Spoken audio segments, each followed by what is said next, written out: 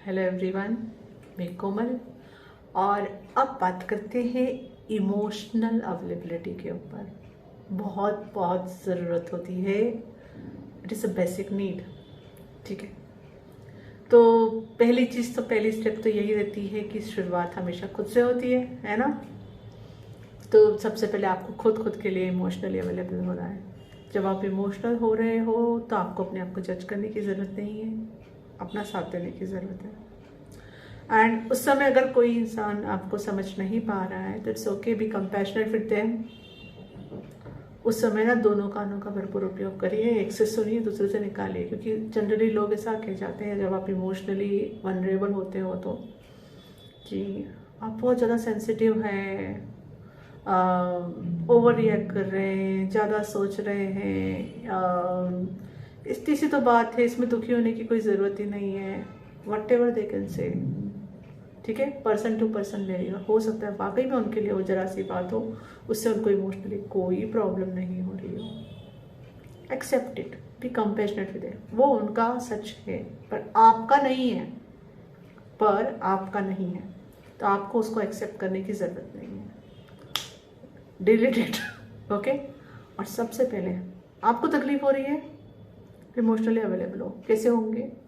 Acknowledge करके। पहले तो एक्नॉलेज करो, यस यहाँ इमोशनल डिस्टर्बेंस आ रहा है, तकलीफ हो रही है। जब आप ये प्रक्रिया शुरू करते हो ना, जिसे हम हीलिंग कहते हैं या जिसे हम कहते हैं कि वो जो भी इमोशंस और एनर्जीज है वो रिलीज होना चालू हो जाती है। और सबसे अच्छी बात है, आपके बॉडी में स्टोर नहीं होती है। क्योंकि अगर हम उसको रिलीज नहीं करते हैं तब तो वो हमारे बॉडी सिस्टम में हमारे स्टोर हो जाती है, बॉडी पार्ट्स में स्टोर हो जाती है। फिर जिसको बाद में आप बैठ के हीलिंग करते रहोगे और निकालते रहोगे, या कोई थेरेपी करोगे और निकालोगे, या योगा करोगे, एक्सरसाइज करोगे और निकालोगे। इट इज लाइक पहले तो खुद को कुछ गलत खिला दिया, फिर बाद में जाके वॉमिट कर दी। तो खिलाओ ही मत ना गलत।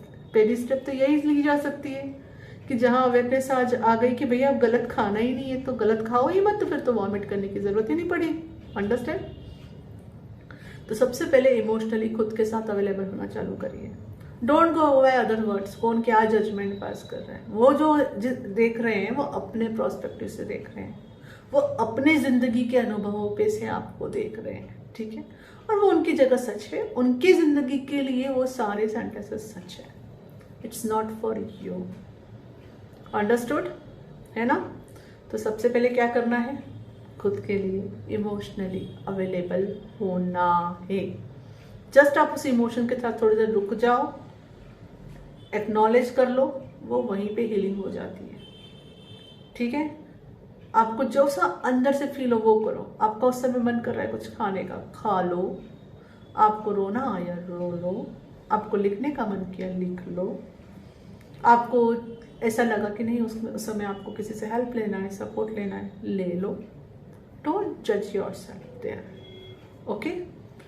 लेकिन इस दौरान जो नहीं करना है वो को डिपेंडेंसी फॉर्म नहीं करना है, ठीक है।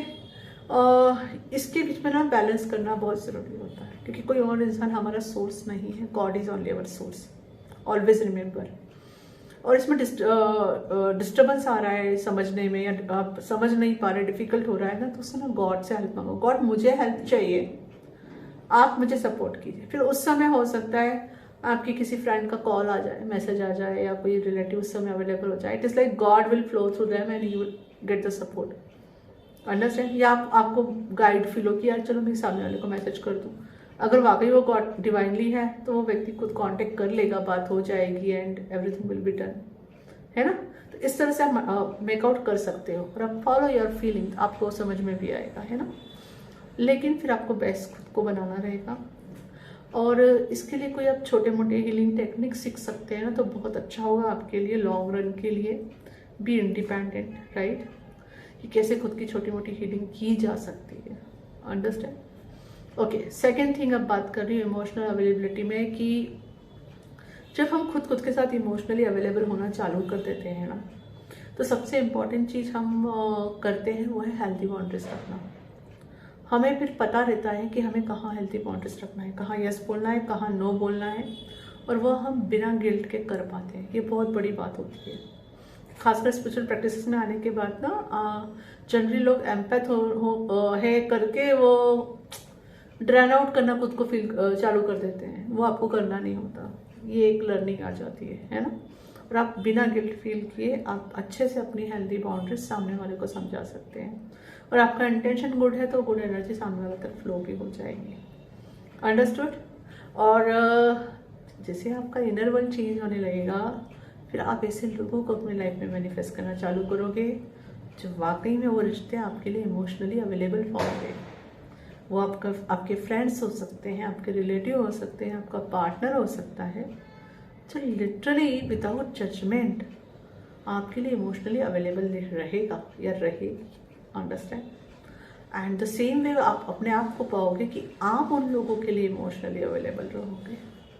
Okay, so this is a two way, ये एक साथ चलता है, गिविंग रिसीविंग साथ में चलता रहता है। Okay, it always goes in balance. क्योंकि यहाँ सोर्स कौन बन जाते हैं? Literally God. तो such little small information about emotional availability, क्योंकि वो बहुत बड़ी ज़रूरत है इंसान की।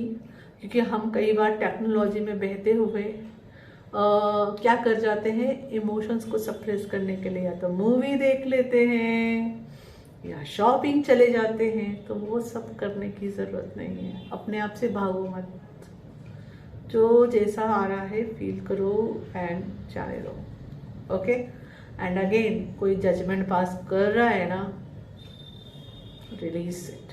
आपको लेने की ज़रूरत नहीं है, वो उनका सच होता है। लिटरली बताती हूँ, जैसे मैं यूट्यूब वीडियोस बनाती हूँ, गॉड ग्रेस मेरे पास अच्छी अच्छी कमेंट्स आती है।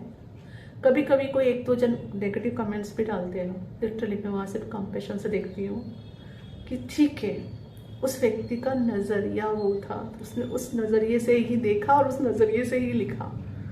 अंडरस्टैंड। ये समझ के मैं उसको क्या करती हूँ, छोड़ देती हूँ। या क्योंकि आप जब इस तरह से काम कर रहे हैं खुद पर, तो कई सारे लोग अपने अपने नज़रिए से देखेंगे एंड इट्स ओके। कोई गलत और सही नहीं हो जाता। B compassionate with them.